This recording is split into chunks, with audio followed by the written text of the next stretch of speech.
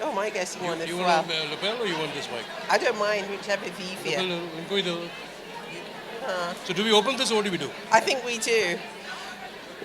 Well, welcome everybody today. I'm Rachel Dwyer. It's not every day that a professor gets a chance to be the lady on stage with Rishi Kapoor. What an honor to be here.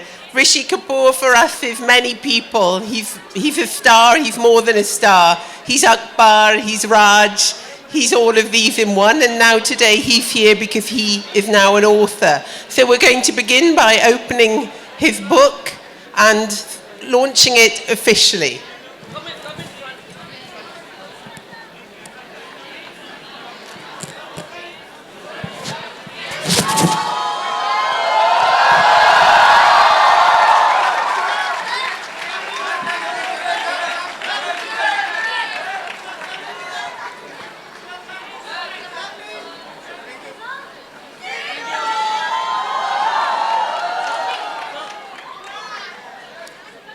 Thank you. Put it back. I think so.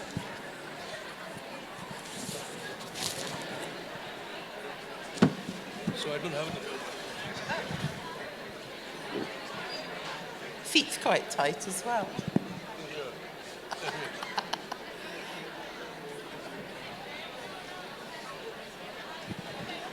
कितने फंदे डालोगे यार तुम बार बार.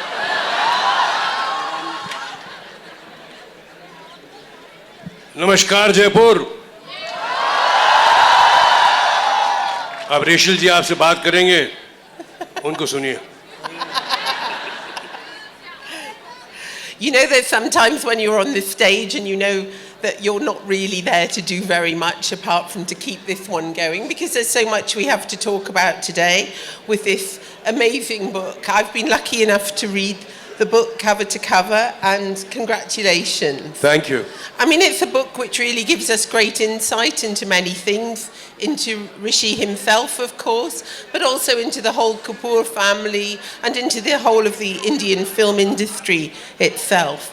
So, Rishi, when I last met you at the LSE in London, you were talking about writing this book. Could you tell us a bit more about how you came to think of writing a book and what it was like becoming an author? Contrary to the common perception that a star son or a daughter is very easy for them to, enter films, Rachel, there is no nepotism in Indian films. I must say that you are as good or bad as your last film. I wanted to give a different meaning to the definition of being a star son and to the fact that I have also struggled, but in a altogether different sense. Struggle doesn't mean that I've slept on the platforms or I've had to go hungry in many days. My kind of struggle was different. I got a great launch. After the launch was then what? I had some bad films that released and that didn't do well, and I was again back to square one. It was then that I had to come back into again to the circuit, because those days were the days of the action period. मार पिटाई की पिक्चरें बनती थी उन दिनों में. जब मेरी एंट्री हुई फिल्मों में तो मार धाड़ की पूरा ट्रेंड बदल गया था. रोमांटिक फिल्म और म्यूजिकल फिल्म लोग देखते नहीं थे. मेरे सामने तूफान खड़े थे, अमिताभ बच्चन, धर्मेंद्र, शत्रुघ्न सिन्हा, विनोद खन्ना वगैरह वगैरह. अब उनके सामने क्या मुकाबला मेरा. बट मैं ये कहना चाह रहा हूं, ये किताब लिखनी जरूरी थी. क्यों? क्योंकि इसमें मैं खुल के आपसे कहता हूं कि कैसे मैंने सरवाइव किया. मैंने सिर्फ सरवाइव किया है अपनी शिद्दत से, अपनी कड़ी मेहनत से, अपने टैलेंट से, और आप लोगों के प्यार से. सबसे ज्यादा आप लोगों के प्यार हो सकते. So it was very essential, Rachel, to roadmap my journey into the films. It had to be documented. कह रहा हूं इसलिए क्योंकि दादाजी श्री पृथ्वीराज कपूर साहब, मेरे पिता राज कपूर साहब, शमी कपूर जी, शशि कपूर साहब तो हैं, वो सब चले गए, उन्होंने कोई किताब लिखी नहीं. हाँ, उनके बारे में बहुत सी किताबें लिखी गई हैं, लेकिन फर्स्ट पर्सन में नहीं है. मैंने ये किताब उनको मद्देनजर रखते हुए दी है और आपने बारे में बहुत खुलासा किया है और बड़े ऑनेस्टी से खुलासा किया है. I think that's one of the things that's very striking in the book. I mean, you've called it Kulankula. And I think it's really that openness and frankness. And the reading of it, it's like having a conversation with you. It's got a lovely, readable style where you feel actually that you're in the same room as the author while you're reading it. But I'd like to start off really by talking a bit more about your family. I mean, what a family. And your grandfather, I mean, you know, for me, excuse me, the handsomest of all the Kapoors. I mean, the great actor, the star of the first talkie. I mean, what was he like as a person? मैं अपना एक हादसा किस्सा सुनाता हूँ. I have an anecdote to share with the audience. I worked in a film called मेरा नाम joker. और इस फिल्म के लिए मुझे नेशनल पुरस्कार मिला था. तो उस वक्त दादाजी तो थे, पिताजी भी थे. मुझे जब नेशनल पुरस्कार मिला, मैं 16 साल का था, तो मैं वो पुरस्कार लेके मैं अपने घर गया. तो मेरे पिताजी ने कहा कि आप वो पुरस्कार लेके अपने दादाजी के पास जाओ और उनको दिखाओ.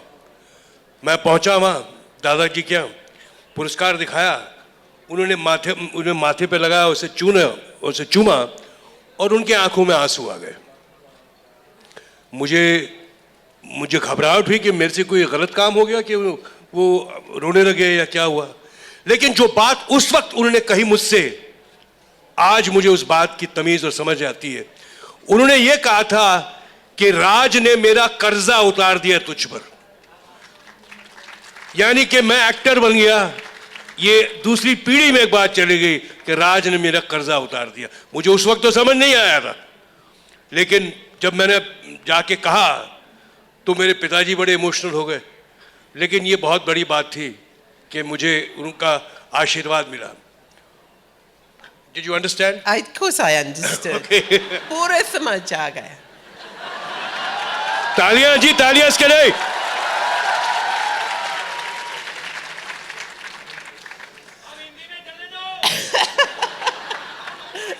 दोनों करेंगे, दोनों. And your mother must have been delighted when this book came out. I mean, I'm sure you received many blessings from her. Well, surely, of course. It's a very honest, candid, forthright thoughts of mine which have been put across. मैंने अपनी कमजोरियों, अपनी गलतियों का एहसास दिलाया किताब के जरिए. लोग ऐसे लिखते हैं किताबें अपना बड़प्पन, मैंने कोई बड़प्पन नहीं इसमें रखा है. मैंने सब बताया कि गलत काम जो मैंने सब किया है, मैंने खुलासा आपके सामने किया है.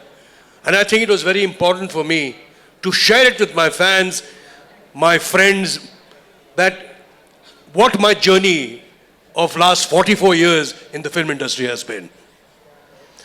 I mean, your Twitter, for which you're very famous, which provides me with great entertainment every day, and many others here, I'm sure. I mean, you say you're being the son of a famous father, but what a father. I mean, we wouldn't have the Hindi film industry today if it hadn't been for your father. The song sequence really is largely defined by the way he shot songs. I mean, it must have all been so normal for you, but can you still see all the wonder of the work your father did in those days? Yes, Raj Kapoor has made many good film with a lot of good music, with a lot of messages, which you don't perhaps get in to see this time. Very rarely we see those kind of films. क्योंकि ऐसे किस्म के film maker रहे नहीं, वक्त बदल गया, हालात बदल गए, लोग ऐसे फिल्म अभी बनाते नहीं हैं. So it is a matter of time how how the trends change and the filmmakers change as well. I mean, really quite extraordinary work. And I know when we were at the LSE, we talked about when you were a very small child even, you appeared in a couple of films. Well, you appeared in one very famous song sequence. Yes. And we love that. And in fact, you know, I don't know if the cameras can come up on this, but today I think I've seen the cutest thing I've seen this year or for a long time. Can the cameras close in on this picture?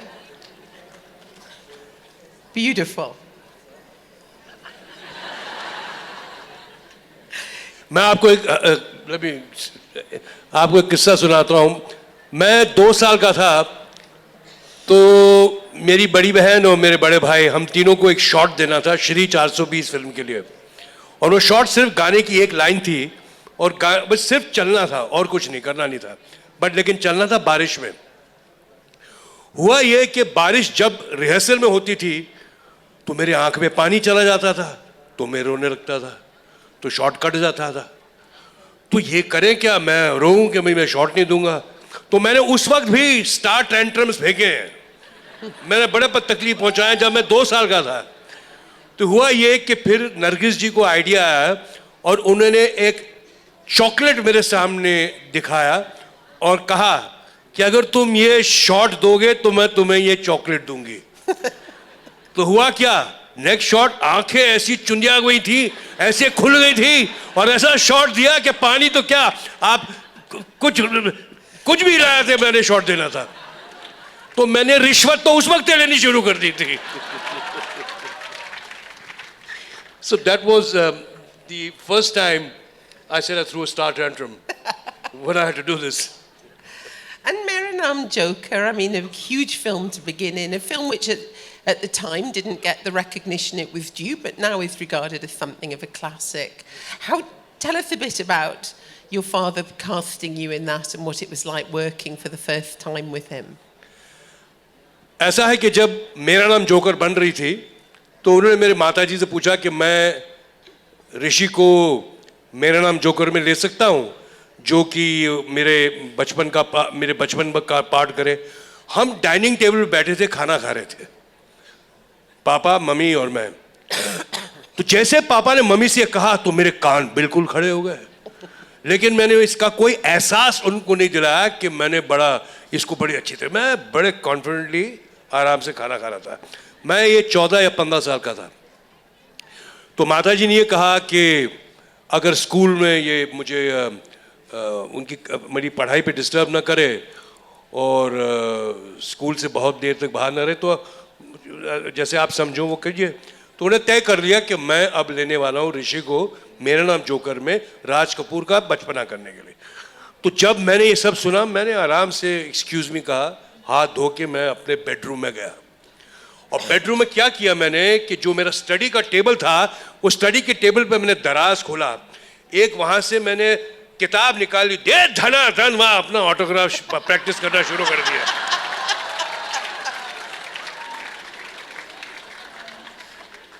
तो ये तो मेरी तैयारी उस वक्त थी. शशि कपूर साहब मुझे किस्सा सुनाते थे कि जब मैं बहुत ही बदमाश बच्चा था, बहुत नॉटी था, बहुत हरकतें करता था. तो होता ये था कि जब माँ से थप्पड़ खाता था मैं तो मैं रोने लगता था. लेकिन जब मैं रोता था तो मैं जाके शीशे में देखता था कि मैं कैसे लगता हूं मैं रोते हुए. तो ये सब मेरे साथ हुआ है जो कि इस किताब में भी है.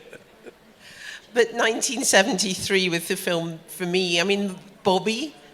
Can we have some applause for Bobby, please? Come on. I mean, a film which really, if we hadn't had Bobby, we would never have had the Bollywood of the 1990s. This film was way ahead of its time. The youngsters, the glamour, Goa, the motorbike, the clothes. I mean, this must have been just so exciting for a teenager to do this film with a gorgeous dimple.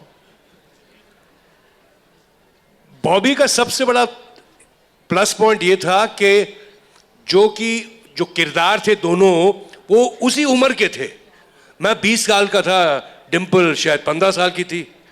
तो जो casting थी बहुत correct थी picture की.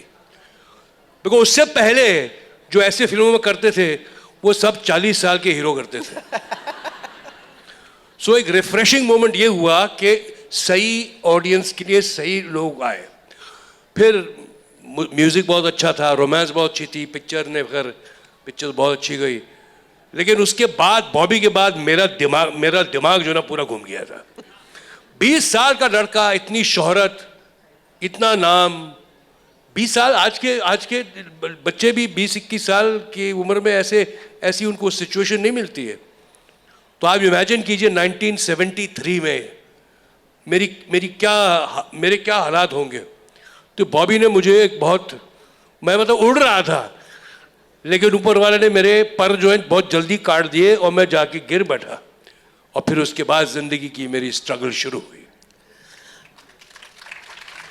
Thank you.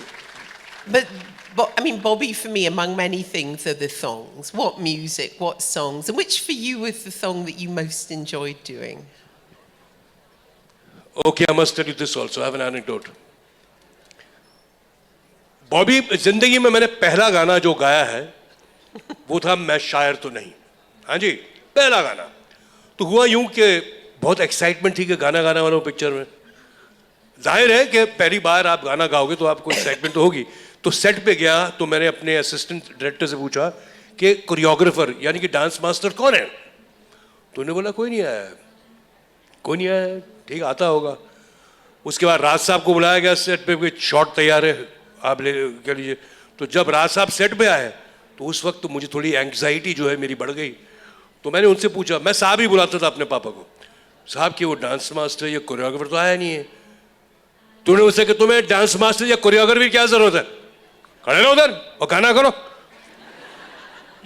मैंने उनसे कहा कि मुझे तो आता ही नहीं है, मैंने कभी जिंदगी में गाना ही नहीं गाया, मैं ऐसे खड़े होकर कैसे करूंगा. खड़े रहो, परफॉर्म करो. लेकिन ये जो अभी बात आपसे कहूंगा, ये मेरी जिंदगी के लिए सबसे बड़ी सीख थी.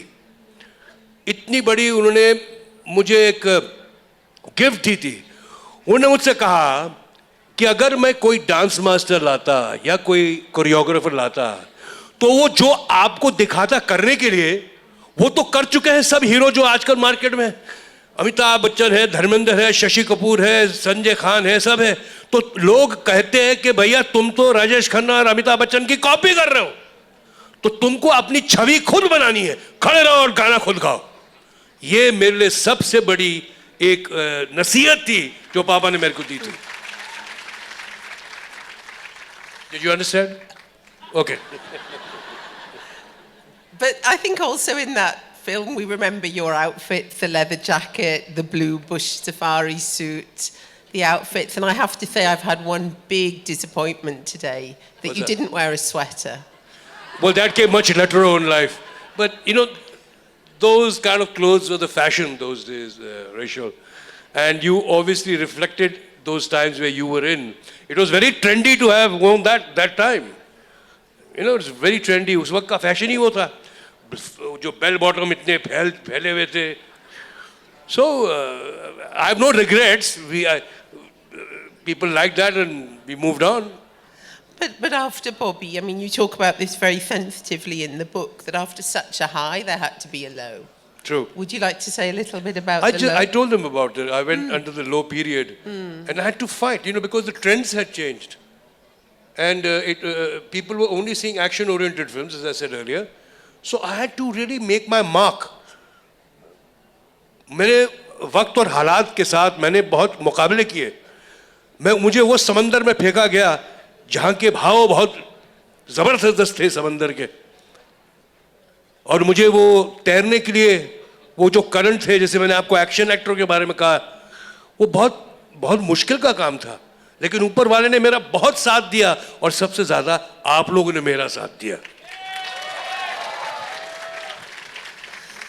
But I mean, it's also, you talk about Curse as not being a success, but now, I mean, Om Shanti Om, Monty in his silver suit, I mean, for everybody, this is a classic moment of film.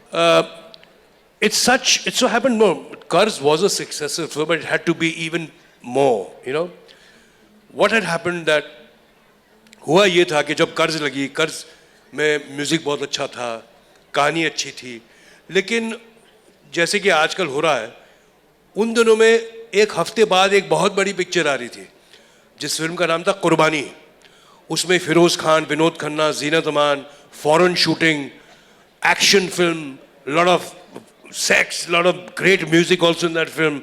और वो masses की picture थी, तो वो जब एक हफ्ते बाद पिक्चर लगी तो कर्ज पे बहुत हावी पड़ गई। तो इसलिए कर्ज को ज़रा मुश्किल उस वक्त हुई थी, लेकिन आज के दौर में हम कितना उस फिल्म के बारे में सुनते हैं, और कर्ज is today a cult film of mind, लोगों को पसंद आती है, लोग पसंद करते हैं, आज के बच्चे भी उन्हें पसंद करते हैं, जिसकी मुझे बड़ी खुशी होती है।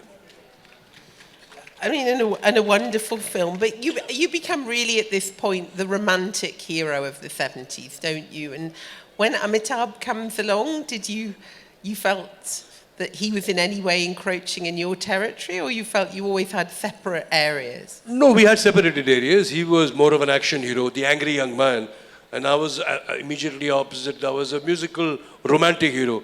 So we didn't trespass, we didn't tread on each other's toes. But the fact remains that he's one of the finest actors we have in this country, and that he was the biggest star at that time. There's no denying that. And interestingly, I mean, if I skip forwards rather than doing it chronologically, that you've both very much found new roles today. I mean, fascinating what different roles. I think people just thought, oh, Rishi Kapoor, he's a Kapoor, he's got the looks, he can do the dancing, the music, he's fine. But what's been so interesting in the films that you've done in more recent years is you've played characters that, everybody's, who is Ralph Lala in Rishi Kapoor's life? ये बड़ा एक दिलचस्प सवाल है। ये पूछती है मुझे कि मेरे तमाम करियर में, जो कि अभी आज 44 साल हो गए, उसमें फ़र्क क्या है। तो मैं आपको बताता हूँ। तो first 25 years of my career, 25 साल मैंने लगातार काम किया। मैं तो सिर्फ गाने गाए, जर्सियाँ पहन के हीरोइन के साथ स्विट्जरलैंड में सिर्फ गाना ही गा रहा था और कुछ नहीं कर रहा था। लव स्टोरियाँ बनती थी, म्यूजिकल फिल्म बनती थी।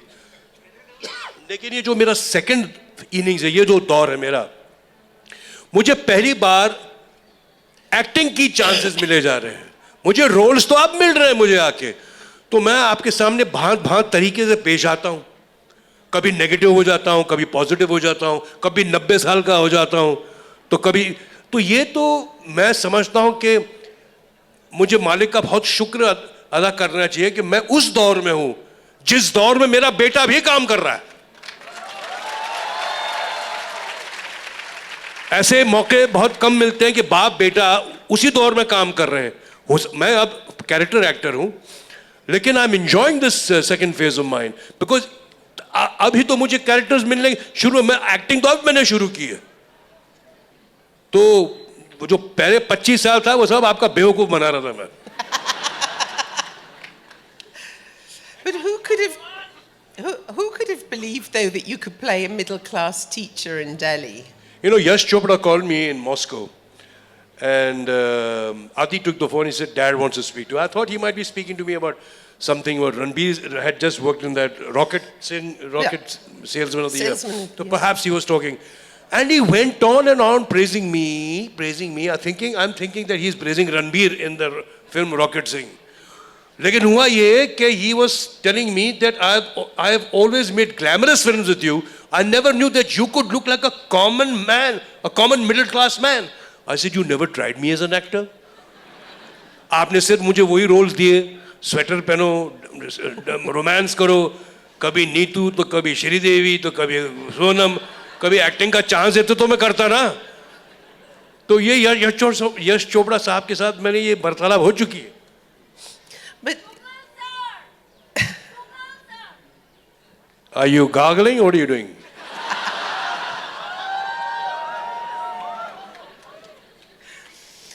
But these films also, I mean, when we saw you in Agnipath, first of all, we're really shocked. But then when you do the Qawwali, we're like, oh yes, this is how you do a Qawwali. Why are you so good at doing Qawwalis? And we love to get him to do one now. No, I'm not good at doing qawwalis. I only copy तक ऐसे dance master जो होते हैं उसको मैं copy करके आपके सामने पेश करता हूँ, इससे निकल जाता हूँ। मेरी qawwali का मुझे ऐसा कोई इल्म भी नहीं है। लेकिन जब आपने ये अग्निपथ की बात की, अग्निपथ, मैंने मुझे जब पहले कहानी सुनाई तो मैं तो भक्का बक्का रह गया। मैंने कहा पागल हो यार, मुझे ले रहे हो इस फिल्म में? तुम मुझे ये पिंप का रोल दे रहे हो, एक विलन का रोल दे रहे हो, ऐसे 2 शो नहीं चलेगी पिक्चर, पागल है। मैं रियली बरस गया, बहुत नाराज हो गया करण मल्होत्रा और करण जौहर पर। तूने कहा नहीं, हाँ हमने सोचा है ना आप ही करेंगे पिक्चर, मैंने वहीं इनकार कर दिया, मैंने कहा पिक्चर नहीं करूँगा। फिर उन्हें 15-20 दिन लगे, मुझे लगातार मेरे पीछे लगे रहे कि आप सोच लो, ये सीन देखो, मैं आपके लिए ले आउट रहा हूँ, अच्छा ये सीन पढ़ते हैं, ये करते हैं। मैंने कहा कि ये फ्यूटाइल एक्सरसाइज है, क्योंकि मेरे बीच में ये एक इनसिक्योरिटी थी, मुझ में कॉन्फिडेंस नहीं था कि मैं ये रोल कर पाऊंगा। मैं ये जहनी तौर पे सोचता रहा कि अगर मैं ये रोल करूं और पिक्चर कल फ्लॉप हो जाए तो उसका पूरा ब्लेम मेरे पे आएगा, बिकॉज मेरी जो छवि थी, एक इमेज थी, एक रोमांटिक हीरो की थी, एक म्यूजिकल हीरो थी, एक सॉफ्ट इमेज की थी, और वो चाह रहे थे कि मैं ऐसा एक नेगेटिव रोल करूं। तो खैर उन्होंने कहा कि हम एक लुक टेस्ट करते हैं। लुक टेस्ट मतलब देखते हैं कि कितना आपको, तो मुझे भी लगा कि अगर हाँ करूंगा तो मुझे कॉन्फिडेंस आएगा। तो मैंने सिर्फ किया कि विग पहनी, 4-5 दिन की दाढ़ी मैंने शेव नहीं की और काजल मैंने लगा दिया। तो उससे मुझे एहसास हुआ कि मैं शायद ये फिल्म कर सकूंगा। तो मैंने वहाँ कहा कि हाँ जी मैं पिक्चर करूँगा। फिल्म उसके बाद रिलीज़ हुई, बहुत सफलता पिक्चर को मिली, मेरी भी तारीफ हुई पिक्चर में। लेकिन मैं ये आप लोगों से कहना चाहता हूँ कि ये सेहरा जो इस फिल्म का है, ये टोटल करण जौहर और करण मल्होत्रा का ही है। उन्हें ही ये सब पूरा क्रेडिट मिलना चाहिए, क्योंकि उन्होंने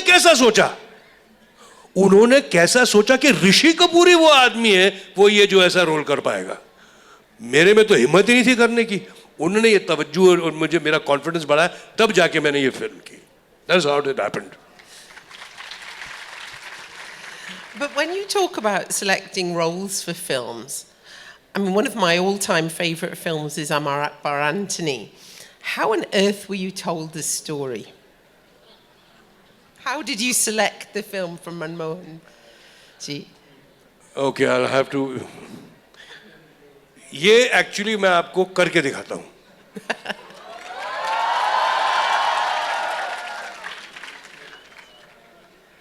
मैं बीकानेर में शूटिंग कर रहा था सन 1974 में, लैला मजनू की।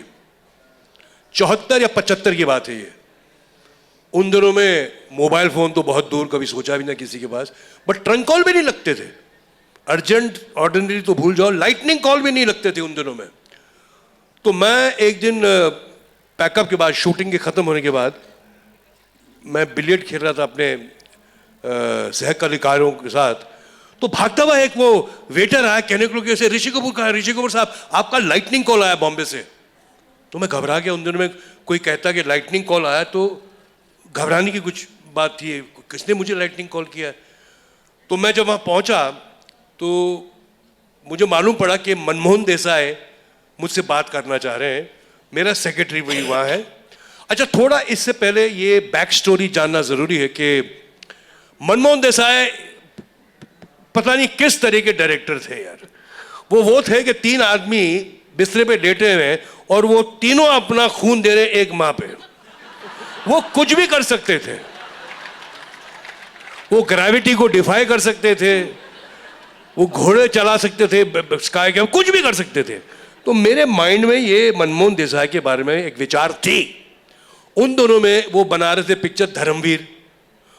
उसमें उन्होंने धर्मेंद्र को भी वो स्कर्ट में पहना दिया था। तो ये सब बातें मेरे माइंड में है कि मनमोहन देसाई ने स्कर्ट बनाई है धर्मेंद्र को धर्मवीर में, और पता नहीं क्या क्या क्या ऊटपटांग चीज़ें करते रहते हैं। तो उन्होंने मुझे फ़ोन पे बात करना शुरू की, और ये एक लाइटनिंग कॉल है जो बहुत तकलीफ से मुंबई बीकानेर में कनेक्ट होती है। तो मैं चिल्ला रहा हूँ, हेलो हेलो, वहाँ से ऋषि कपूर, मैं मनमोहन देसाई, हाँ जी सर, हेलो कैसे आप, ठीक, हाँ जी कहिए सर। अच्छा भाई, हेलो हेलो, सुनाई नहीं दे रहा जी, सर थोड़ा जोर से बोलिए, हेलो, हाँ जी मैं पिक्चर एक बना रहा हूं अमर अकबर एंथनी, और मैं चाहता हूं कि तुम उसमें अकबर का रोल करो। कट इधर, अकबर का रोल, हेलो अकबर का रोल, हाँ। तो मैंने कहा अरे भाई मैं अकबर का रोल कैसे कर सकता हूं। बोलते क्यों? मैंने कहा वो तो मेरे दादा ने किया मुगल आजम में। अब मनमोहन देसाई उधर ये उसको समझ नहीं आ रही है, साला ये पिया हुआ आदमी है या क्या है, ये उल्टे सीधे जवाब दे रहा है। मैं क्या सोच रहा हूं, ये पिक्चर अमर अकबर एंथनी बना रहा है, जिसमें अमर पुराने जमाने में जो बांसुरी बजाते थे ना, कहानी उसकी होगी, अकबर होगा मुगल आजम का और एंथनी होगा वो क्लियोपैट्रा और एंथनी का। मनमोहन देसाई तो कुछ भी बना सकता था ना। तो मैं बोल रहा हूं हेलो हेलो ऑपरेटर, हेलो, वहां से वो भी चिल्ला रहा है ऑपरेटर, अरे पिक्चर अनाउंस करनी है मैंने, तुम्हारी परमिशन है मुझे? हेलो, मैं आ रहा हूं 2-4 दिन में, तब बात करूंगा, लेकिन मैं जो रोल मेरे दादा ने किया वो मैं नहीं कर सकता। वो भी परेशान। तो ऐसे तो मुझे पिक्चर ऑफर हुई थी।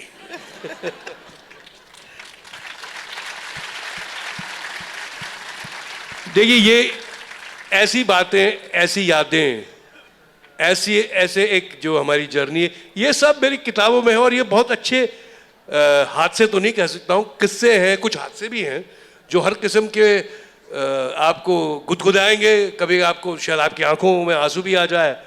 तो मेरा जो एक मेरी जर्नी रही है, बहुत फ्रूटफुल रही है। And you have some very personal moments in the book. I mean, talking about your relationship with Neetu, I think, is one of the extraordinary parts of the book. I mean, did it feel strange to talk so frankly about your wife? Neetu और मैंने कुछ 13-14 पिक्चरें की हैं। 11 हमने की थी शादी से पहले, और फिर शादी के बाद में 2-3 किए हैं। मैं नीतू के साथ हम 2-2 शिफ्ट करते थे साथ में, तो प्यार तो होना ही था। फिर हमारी शादी हो गई, लेकिन मेरी जर्नी बहुत अच्छी रही है। नीतू ने बहुत बेहतरीन बीवी मेरी मिली, बहुत बेहतरीन माँ मिली मेरे बच्चों को। नहीं तो मेरे जैसे आदमी का तो कोई एतबार ही नहीं था। क्या बचपन में बच्चे छोटे थे तो हम दिन भर काम करते थे, तो बच्चों की परवरिश, बच्चों को जो भी आज उनकी वैल्यू है सब माँ से मिली। उनके माँ ने उनका देखभाल किया, हम तो काम ही करते रहते थे बाहर। और ये हमने तय कर दिया था पहले कि एक ऐसा कोई घर में होगा जो ब्रेड विनर होगा, और एक ऐसा आदमी होगा जो होम मेकर होगा। तो होम मेकर वो बन गई, ब्रेड विनर मैं बन गया। मालिक की दुआ से एवरीथिंग इज सेट। परसों हमारी 37वीं, 37 को 37 कहते हैं ना, एनिवर्सरी है। And all your ups and downs. I remember when you were shooting the couple in Jab Tak Hai Jaan. I don't think you were speaking at the time, were you? ओ, ये तो बोलना ही भूल गया। हमने एक film देखी है, झूठा कहीं का, किसी ने देखी है यहाँ? उसमें गाना था जीवन के हर मोड़ पर। वो गाने के दौरान हम दोनों का झगड़ा हो गया। पूरे 4 दिन जो लगे गाने को पिक्चराइज करने में, हमने एक बार एक दूसरे को ना विश किया ना हमने बात की। और हमने ऐसे गाना किया जैसे हम इतने टोटली इन लव हैं, डांस कर रहे हैं, ये कर रहे हैं, वो कर रहे हैं। तो इससे साबित होता है कि हम कहीं बुरे एक्टर तो नहीं थे। तो झगड़े वगड़े तो लगे रहते हैं। जब तक ये जान में हमारा एक दिन का काम था। यश चोपड़ा जी की वो मेरे साथ आखिरी पिक्चर थी, वो उनकी भी आखिरी पिक्चर थी। तो मैंने उनके लिए ही जाके एक दिन का गेस्ट अपीयरेंस किया, नहीं तो अक्सर मैं ये करता नहीं हूँ। तो नीतू और मैं दोनों लंदन गए हुए थे। वो दौरान भी हम दोनों बात नहीं कर रहे थे, और ऐसा नसीहत दे रहे थे कटरीना कैफ को और शाहरुख खान को, जैसे हमारा टोटली लव है यार, तुम हमसे नसीहत लो। लेकिन क्या जानते सर, हम दोनों बात भी नहीं कर रहे अभी। But it's wonderful that you give her chance to speak in the book. Whose decision was that? Decision to what? To have me to write her afterword in the book. Did the publisher try and talk I you think into so. it? No, I think it's the co-author of mine, Meena here. She wanted the foreword is written by Ranbir. I think the afterword is written by Neetu. Yeah. Well, I presume it's the publisher and the co-author of mine. They asked you. That wasn't your decision. No. Oh, No. okay. One thing that's fascinating with Ranbir is that you talk about him with great affection, but sometimes with bewilderment. You know, maybe a bit about the kind of cinema he works in is not a kind of cinema that you feel familiar with. And yet, he's done some wonderful roles, but this choosing of scripts, you don't talk to him about them. See, it's like this. My father never interfered in my career. My grandfather never interfered in my father's career. So I have no reason to interfere in my son's career. क्योंकि अगर मैं उनकी पिक्चरें चुनता कि जो picture करनी है, जो पिक्चर नहीं करनी है, तो उसका परिणाम कुछ और ही होता. रणबीर ने अपने वक्त में हर बार एक हट के पिक्चरें कही. जैसे जब वो पिक्चरों में जब जा ही रहा था तो उसने अपनी माँ से कहा था कि मैं पिक्चरों में काम करने जा रहा हूँ, लेकिन मैं कदापि वो रोल नहीं करना चाहता जो टेढ़ी टोपी हो, बास्केटबॉल हाथ में हो, स्केटबोर्ड इधर हो, 40 डांसर पीछे हो. मैं वो फिल्म करूँगा जो मेरी उम्र के लिहाज से पे बनते हैं. मैं ऐसे कैरेक्टर्स करना चाहता हूँ. ये उसने अपनी माँ से कहा था. लेकिन हुआ ये कि रणबीर ने जाके वो रिस्क लिया और वो एक पिक्चर करता है एक साथ में, जो कि एक्चुअली वो कमर्शियल फॉर्मेट की पिक्चरें नहीं है. मसलन Rocket Singh, wake up Sid, Barfi, Rockstar, ये सब फिल्में जो हैं वो हटके फिल्में थी. वो तो एक बहुत बड़ा रिस्क भी था. लोग ये नहीं जानते, क्योंकि अगर वो पिक्चर फ्लॉप हो जाती तो he would have been without work at all. बीच में देखो जी, हर एक्टर का उतार चढ़ाव तो होता है. किसी भी एक्टर का दुनिया भर में कोई 100% रिजल्ट नहीं है. हर पिक्चर की पिक्चरें नहीं चलेंगी, कभी चलेंगी भी. 2-3 पिक्चरें रणबीर की नहीं चली तो सबने कहा है ये वो बकवास. मेरा ये मानना है कि एक्टर बनता है सिर्फ आपके प्यार की वजह से, और रणबीर ने वही कोशिश की है आपके प्यार और आपके आशीर्वाद को जीतने के लिए एक हटके टाइप की पिक्चरें बनाने की, ताकि आप उसको एंजॉय कर सकें. ऐसा ना हो कि वही 40 डांसर पता नहीं कहां से रोड पे आ जाते हैं, डांस करते हैं. वो फिल्मों से उसने अपने आप को दूर रखा है. तो I think it is very courageous on part of Ranbir. ये नहीं कि मेरा बेटा इसलिए कह रहा हूं, ये सब वो अपनी उसकी डिसीजन होती है. अगर मैंने डिसीजन ली होती तो मैंने इसको कभी भी किसी भी इस पिक्चर में काम नहीं करना देना होता.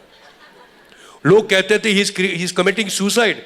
अरे गूंगा बना हुआ है, बहरा बना हुआ है, पिक्चर कौन देखेगा? और बनी क्या? Barfi. Barfi was a huge successful film.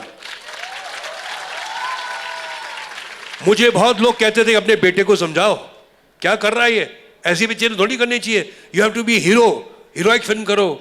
मैं भी क्या बोलूं उसको, मैं तो ना माँ उसको कुछ बोल सकती ना मैं बोल सकता हूँ. It is his career, his decision, but his decisions did पे ऑफ. उसने हटके फिल्में की और वो भी चली. And working in the industry today, you feel it's changed a huge amount, of course, since your time, but you keep some of your friendships alive from the old days? Yes, I'm very friendly with my colleagues, certain filmmakers. We are like one family. हम बोलते हैं ना कि थाली के चट्टे बट्टे हैं, कभी खुशी कभी गम, जो भी है. और ट्रेंड्स तो बदले गए हैं बहुत से. टेक्नोलॉजिकली तो बहुत ही ट्रेंड बदला है. आजकल फिल्म ही नहीं है. हम अपने आप को फिल्म एक्टर कहते हैं, लेकिन फिल्म है ही नहीं तो फिल्म एक्टर कैसे होंगे? अभी तो हम डिजिटल एक्टर हो गए. हर चीज़ डिजिटल है. जितने रीटेक करने रीटेक करो, बिकॉज फिल्म तो है ही नहीं. तो टेक्नोलॉजी ने बहुत बड़ा पार्ट प्ले किया है, और बेटर के लिए भी. लेकिन मैं समझता हूँ कुछ कुछ जगह कंटेंट, जो कहानियाँ होती हैं, वो अब जाके ये जो मल्टीप्लेक्स ऑडियंसेस जो पसंद कर रही हैं ऐसी पिक्चरें, जैसे कि ये पिंक हुई या पीकू हुई या हमारी कपूर एंड सन्स हुई, नीरजा हुई, या वो जितनी पिक्चरें हैं, ये एक हटके ऑडियंस की है कि जो आम रिक्शे वालों के लिए नहीं है. लेकिन जैसे मार्केट में हर किस्म का कपड़ा मिलता है, कॉटन मिलता है, सिल्क मिलता है, खादी मिलता है, वैसे हमारी फिल्म भी डिफरेंट डिफरेंट टाइप की होंगी. पुराने ज़माने में भी फिल्में माइथोलॉजिकल बनती थी, एक्शन बनती थी, सोशल बनती थी, रीमेक्स बनती थी, रोमांटिक बनती थी, स्टंट फिल्में बनती थी. तो जो जिसको देखना उसका वो क्लाइंट उसका था. तो अभी भी हम एक नॉर्मल गुड सिनेमा बनाएंगे, और एक दूसरी हद की कि दोनों किस्म की ऑडियंस, जो मल्टीप्लेक्स ऑडियंस है और वो फ्रंट वेंचर की ऑडियंस है, वो भी पिक्चरें देखेंगी. तो ये आज की सूरत हाल है फिल्मों का. Which is your favourite of all your films? Rachel, I have 5 fingers. Which do I say is the best finger of mine? मैंने कुछ अच्छी पिक्चरें की हैं, ज़्यादा बकवास पिक्चरें की हैं, और बहुत बहुत बकवास पिक्चरें भी की हैं. So it's very difficult to answer that, but I'm very happy to say that I've worked with most of the filmmakers who really count. सब ऐसे निर्देशक हैं, ऐसे सह कलाकार हैं मेरे, जो मैं हर मंच में कहता हूं कि उनका साथ मेरी फिल्मों में नई लड़कियों का, या कि उनका साथ, म्यूजिक डायरेक्टर का साथ, मेरे करियर में उनका बहुत बड़ा योगदान है। मैं शायद वो नहीं होता अगर वो नहीं होते पिक्चरों में। तो मैं बहुत शुक्रगुजार हूँ, उनका धन्यवाद प्रकट करता हूँ हर मंच पे कि आपने मेरा साथ दिया, तो आज तक मैं इतना यहाँ दूर आया। But you've taken on so many challenges in recent years. Where do you want to push yourself now? What's your next challenge? I'm looking for it. After the release of Kapoor and Sons, मैंने कोई भी picture accept नहीं की। मैंने तो अपना दुश्मन खुद खड़ा कर दिया। मैंने कहा कि मैंने ऐसा रोल करके, अब हर बार थोड़ी आपको ऐसे रोल मिलेंगे, हर बार थोड़ी आपको ऐसा इंपॉर्टेंट रोल मिलेगा। हम सह कलाकार हैं, हम अभी लीडिंग स्टार्स नहीं है। तो ऐसा कभी कभी होता है कि ऐसे आपको ऐसा किरदार मिले, रोल मिले, जो आपको बहुत खुशी होती करने की। मैंने कपूर सन्स में पिक्चर, मुझे 5.5 घंटे लगते थे रोजाना मेकअप करने के लिए, और 1 घंटा या 1 घंटा 5 मिनट लगते थे निकालने में। तो बहुत तकलीफ की बात थी, लेकिन मैं उसे एंजॉय करता था। मेरे में धीरज बिल्कुल नहीं है, लेकिन जब मैं शीशे के सामने अपने आप को महसूस करता था तो मुझे मजा आता था कि जब वो मेरा मेकअप बनते जाए। तो मुझे शशि कपूर की वही बात याद आती थी कि मैं जब मम्मी थप्पड़ मारती थी तो मैं जाके मिरर में अपनी शक्ल देखता था रोते हुए। आज मैं उसी चीज को मैंने रिप्लेस कर दिया है कि मेरा मेकअप होता है तो मैं अपने आप को शीशे में देखता हूं। So I'm looking to do challenging roles, but they are very far in between, you know. ये तो तकदीर की बात है, कभी कोई ऐसी कहानी हो, कभी ऐसा कोई किरदार आ जाए, तो उसी के लिए मैं बैठता हूँ, सुनता हूँ क्या क्या कहानियाँ हैं। And with all your, I mean, you can just see the number of fans you have here in Jaipur and the many round India and the world. Do you feel that your fans understand you? Do you feel that you can communicate with your fans? Of course. हमारे बीच में क्या communication नहीं है क्या? ये तो इनका प्यार है, हमारा प्यार ये ऐसी बंधन में, अटूट बंधन में। क्या होता है कि आप तो हमें पर्दे पे देख लेते हैं, लेकिन ऐसे मौके हमको कब मिलते हैं कि जब हम यहां बैठ के आपको देखें। And I think your Twitter has played a great deal of a role in this. Tell us about how you got hooked on Twitter. यहां कोई मेरे फॉलोअर्स हैं ट्विटर के? ऐसा है कि ये आई अंडरस्टैंड कि रिस्पॉन्सिबल है वो चीज़, कभी कुछ ऐसी बातें होती हैं, मैं समझता हूँ कि बोलना बहुत ज़रूरी होता है। बहुत मुझे कष्टपूर्वक भी होता है कभी कभी कि बहुत लोग ऑब्जेक्ट करते हैं, लेकिन मैं कहे बिना चैन नहीं आता मुझे। और मैं समझता हूँ कि अगर मेरे जैसे लोग और भी हों जो सही कहें, ऑनेस्टली कहें और बिना डर के कहें, तो हमारी जो सोसाइटी है, हमारे बीच में जो लोग हैं, उनमें आई थिंक कुछ फ़र्क आएगा। मैं कोई ऐसा पॉलिटिशियन नहीं हूँ, ना मेरा कोई एजेंडा है पॉलिटिशियन का, मेरे को कभी कोई पॉलिटिशियन बनना नहीं है। मैं बहुत खुश हूँ एक्टिंग करता हुआ। तो अगर आप करते हो तो भूल चूक माफ़ कर देना, कभी कभी गलत बातें हो जाती हैं, लेकिन कभी कभी अच्छी बातें भी होती हैं। Are we going to take any questions from the audience? I do hope so. Would you like to take a few questions? Sure, why from not? the audience? But how we go? Is there any person giving a microphone? Oh, we can't actually. आप जोर से बोलिए, mic you. पूछिए। Anyone who can shout, but only when I let you. Please.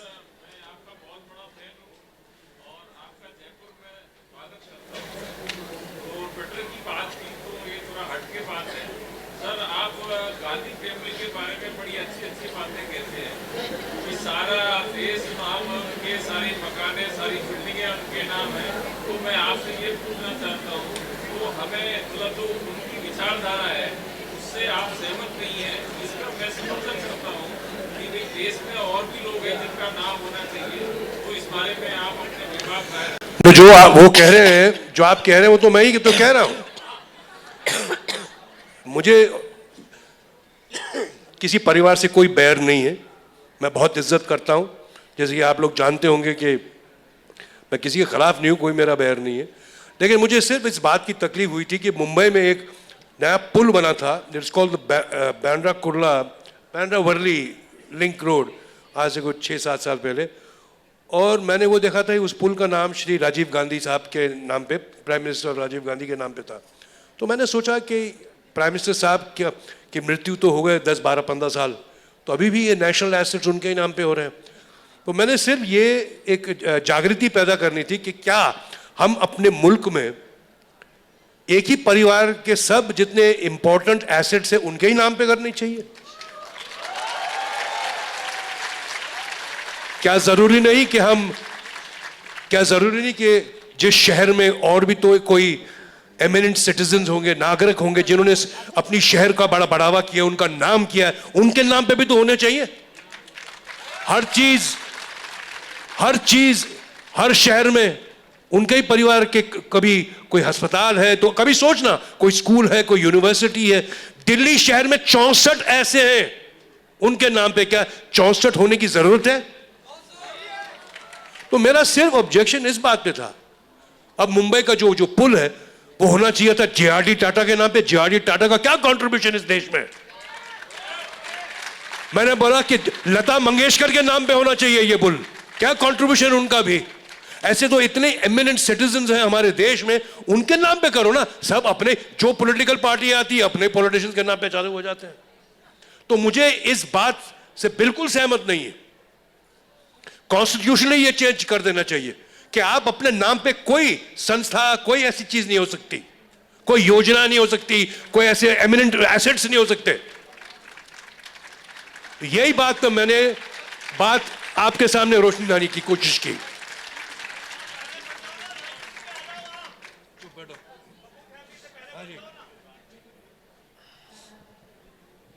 So as you launch your book today, I want to ask that was there a need or urge to write your story by your own selves, or was this just an idea tossed by someone else? My dear darling, you're not being paying attention to me.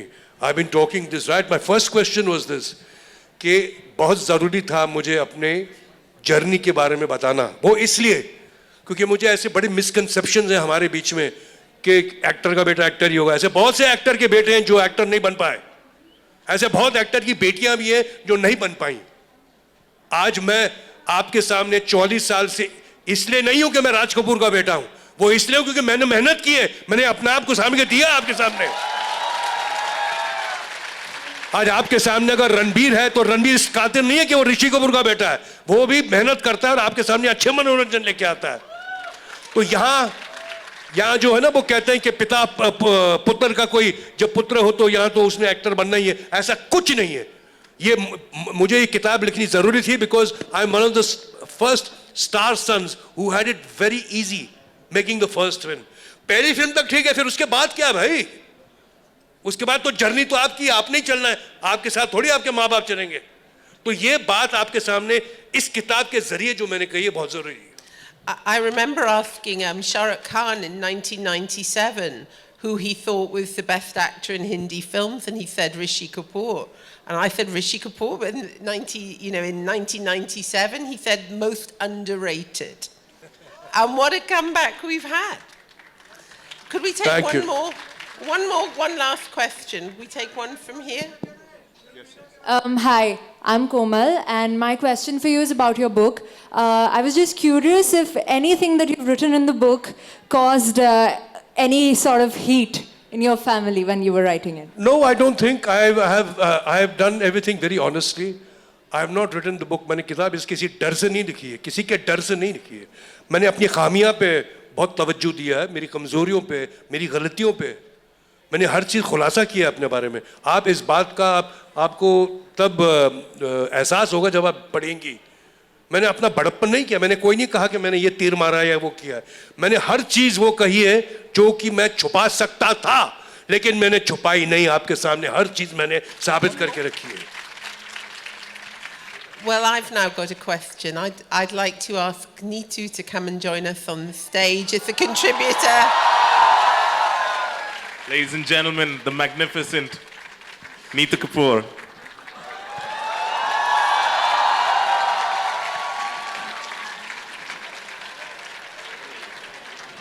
The press will have a photo opportunity.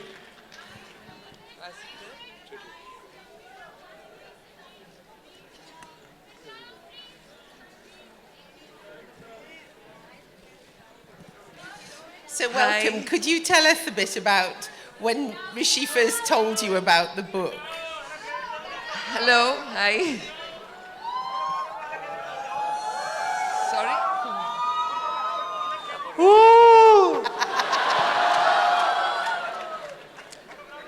When he decided about the book, I was really, really happy because he has gone through a lot, through lots of ups and downs and the struggles, and I've been with him all through. So I think a book was very important, and I was very, very happy when he decided to do the book. And I feel the book is so inspirational. I think everyone should read it. It's not only about his glorious career, it's about his ups and downs, and so there's a lot in the book. And really also, I mean, it must have been quite terrifying marrying into this family. No, actually, because I knew them so well. I was dating him for 4 years before I got married. So I knew the family, I knew his mom, and everybody was very close to me. Yeah. And did you enjoy writing your chapter at the end? I haven't read my chapter. Is it very harsh? It's lovely. Have I been mean to him? No. No, right? Tough love. I've been mean, but then I've always also अरे said Hindi में भी तो बोलो यार. कि मैं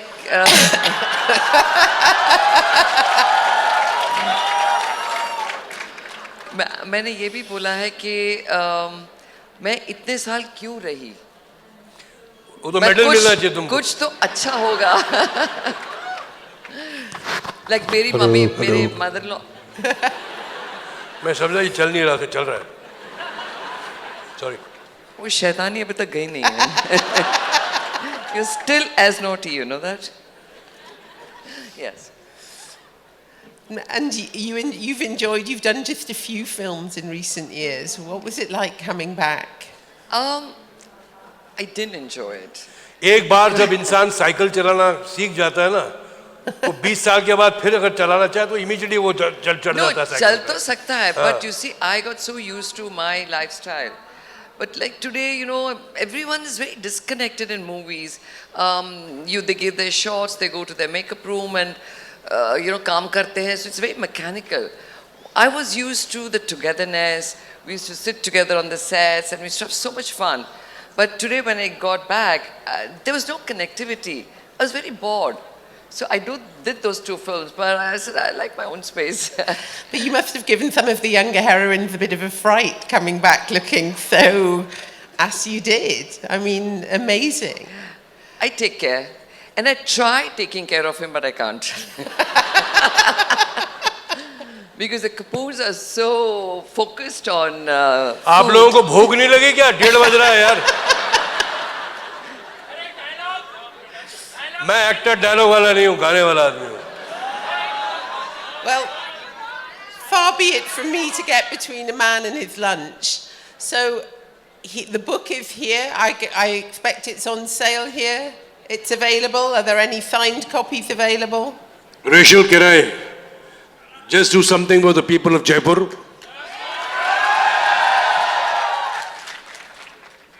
मैं आपको गाना सुनाता हूँ. मेरे पास कोई साज वाज कुछ भी नहीं है. मैं ना कोई सिंगर हूं, मैं एक्टर आदमी हूं. लेकिन जयपुर के लोगों का प्यार देख के, जितना प्यार आपने दिया, आपके लिए मैं सिर्फ एक मुखड़ा गाऊंगा. अच्छा, ऐसा है कि पर्दे पे हम आपका तो बेवकूफ बनाते हैं, गाता कोई और है, हम तो सिर्फ होंठ हिलाते हैं. यहां पहली बार मैं गाऊंगा और 2 लाइन गा के फिर निकल जाऊंगा. मुझे बड़ी भूख भी लगी है. ठीक है?